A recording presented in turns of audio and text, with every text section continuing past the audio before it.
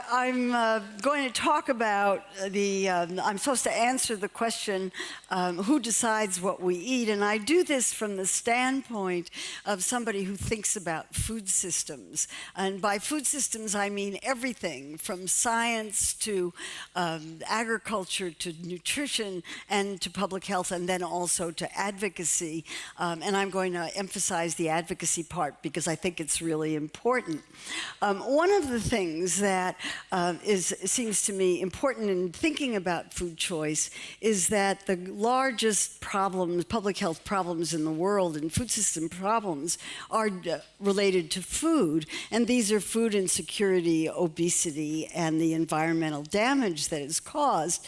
The undernutrition affects roughly 1 billion people in the world. Obesity is said to affect maybe 2 billion people in the world, and environmental damage affects absolutely everybody. And of course, much of that environmental damage comes from our diets that are heavily dependent on meat. Now, what we're supposed to eat is really pretty well defined. I'm an American, and these are the American Dietary Guidelines from 2015 to 2020, and they say that what you're supposed to be eating is fruits, vegetables, meat, poultry, and other kinds of foods, relatively unprocessed, and what you're not supposed to be eating is what we pejoratively call junk foods, highly processed foods that have a lot of the nutritional value removed, that are very high in calories, salt, and sugar.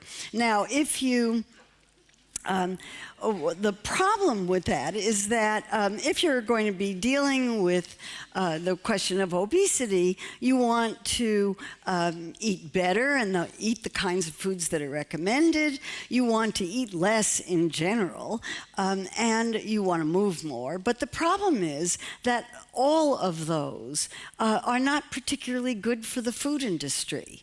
And we have a food industry that is very large, Nestle, that is very large and makes most of its profits from the foods, the exact same foods that are least recommended by public health nutrition people. So this brings us to a lot of ironies in the food system and difficulties with thinking about these things. And the particular contradiction that I like talking about is in the U.S. Department of Agriculture's nutrition policy. It says, make half of your plate fruits and vegetables. Sounds good to me. But if you look at the other side of U.S. Department of Agriculture policy for agriculture, it does exactly the opposite.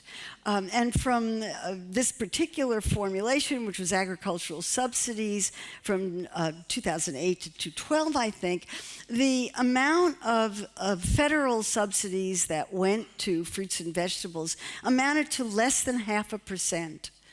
And all the rest of it went to corn, soybeans, and other kinds of foods that are mostly fed to animals, thereby promoting a diet that's higher in meat.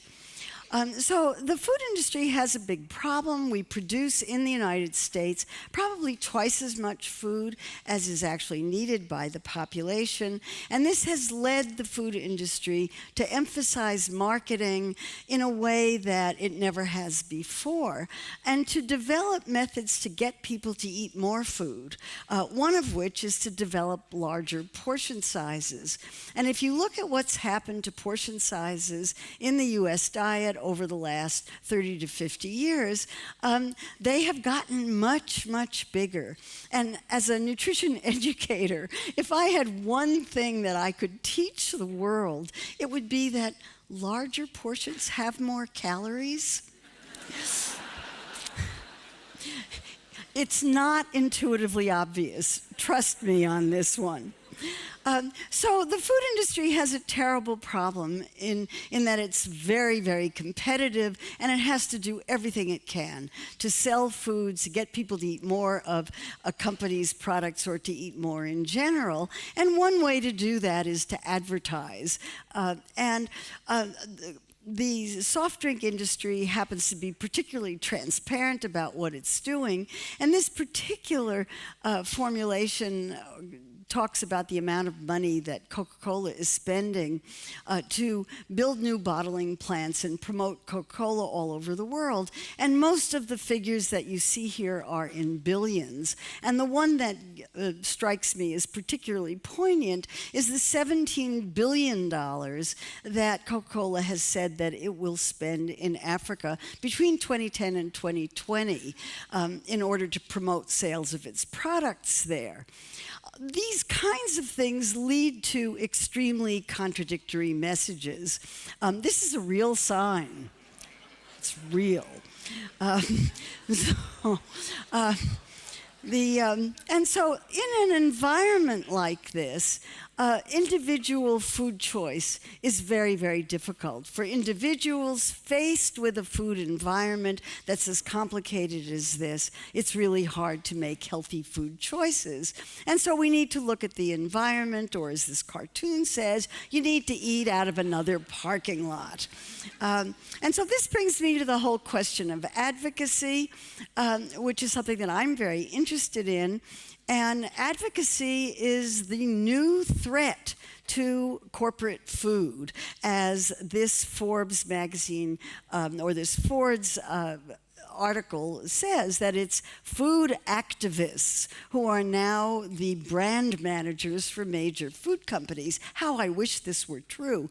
It lists as the food influencers, public health nutritionists, celebrity nutritionists, and food bloggers. Are they talking about me? I wish I had that kind of power. I really did. But it is clear that, at least in some places, the food movement is having a big effect. In the United States, in the middle of our rather peculiar recent election, there was one extremely bright ray, and that was that every single local soda tax initiative that was proposed passed.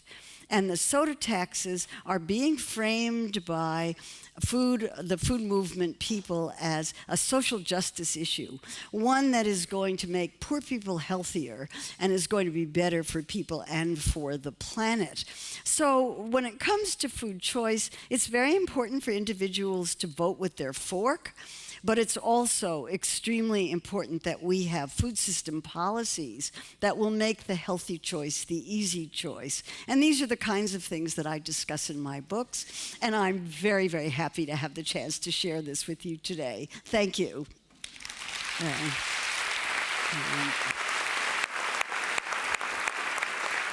you so much.